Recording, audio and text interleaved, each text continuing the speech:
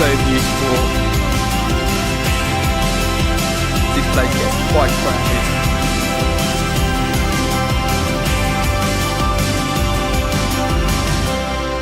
Good morning, guys. So welcome to Bali.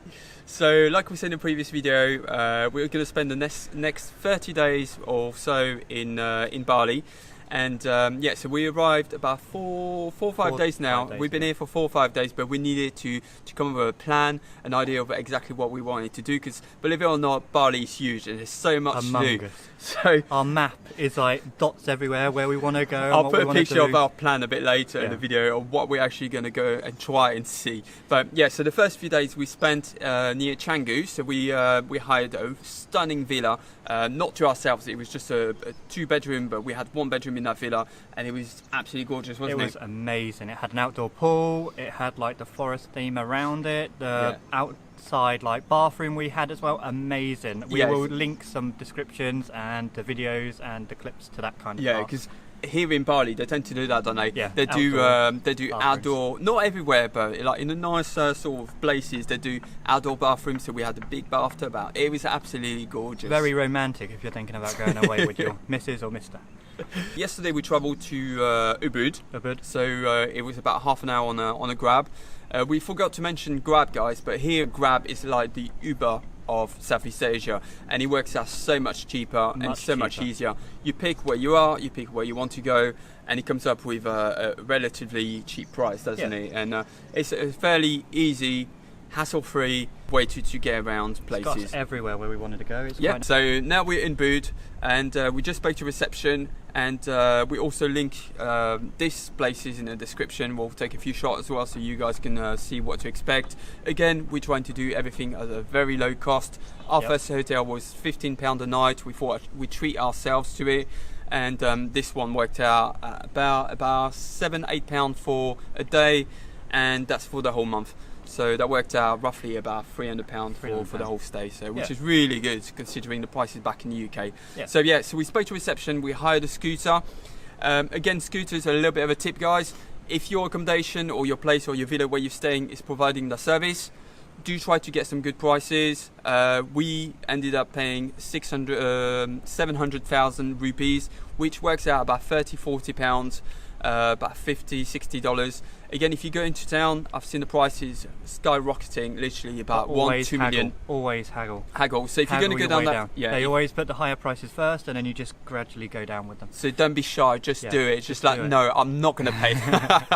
Literally, you have to do it. It's part of the culture. It might be embarrassing, but their way of thinking is obviously you're just going to pay the first price. You used to be embarrassed doing that, especially in Thailand. All the time.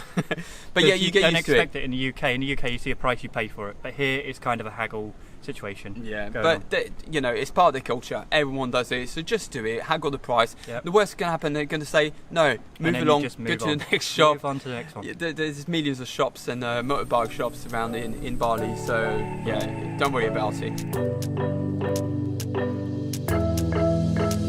We got everything we need right here. Wine and burning chemistry. Right, guys, so we just arrived at the monkey forest in Ubud. And it was really easy to find. I mean, we thought we'd get lost, but it's just indicated everywhere. So what we've done... I was guiding him through the traffic and the rain. Yeah, right.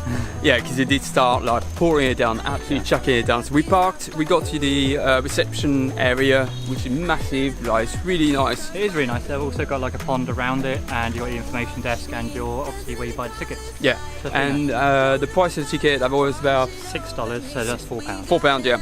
It's quite cheap. I mean, it's the main attraction, isn't it? Yeah. And yeah, so now we're just going to take you guys around and have a look around this major attraction. Yeah, we got everything we need right here.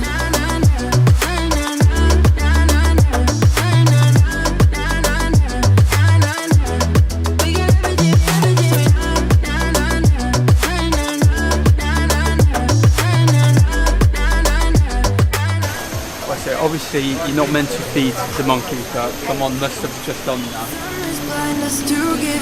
Where you wanna go, where you wanna go. Stars align onto your face, pretty sweet and sour taste. Make me sing along, sing along. There's definitely an area of the park, the monkey forest, that you don't want to miss out on. and it's right behind me. It's the Holy Spring Temple. Absolutely amazing. Big monkey just walked past.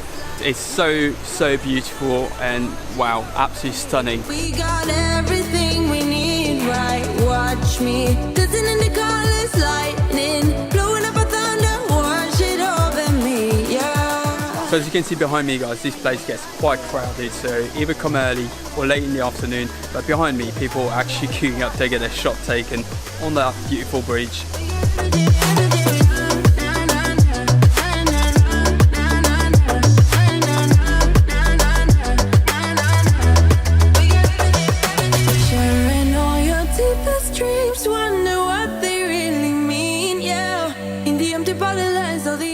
So guys, I'm outside one of the 3 Hindu temples in the monkey forest.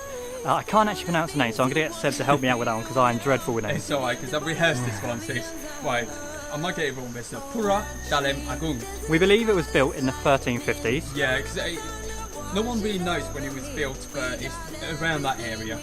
Nowadays though, you probably can see it behind Nathan, but it's closed to the public because it's only open to the Balinese people for their ceremony and religious purposes. So they come in and pray to Lord Shiva, which is basically their goddess.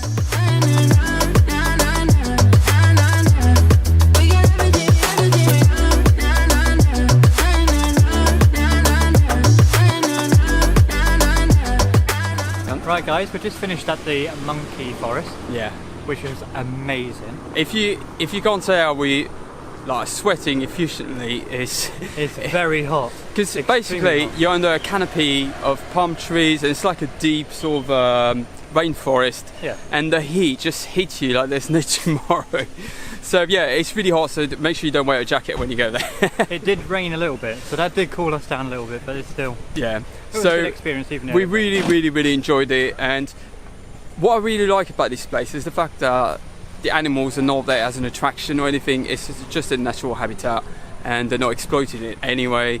They've all got tattoos as well on their chest, tattoos, because what they're doing, they make sure that the population is ever growing. At the moment, I think they've got 857 or something like that, and they just keep monitoring them, and the fee that you pay at the park just helps towards the running of the park, basically. Yeah. But yeah, it's really a good experience. It's probably one of the number 1 or 2 attractions to do in Ubud, so I highly recommend it, guys.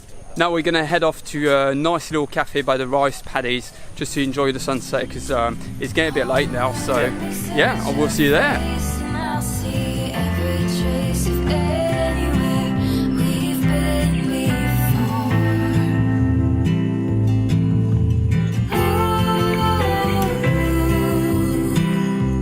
So guys, we've been recommended a place to watch the sunset from, and it's called Cafe Pomegranate. It's in Ubud. It's quite hard to find, but I will link in the description, because guys, you have to come here to really appreciate it. It's by the rice paddies.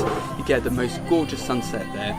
You literally got a table and the rice paddies. So we just ordered some food and some drinks as well, and we're just gonna sit back, relax and enjoy the sunset.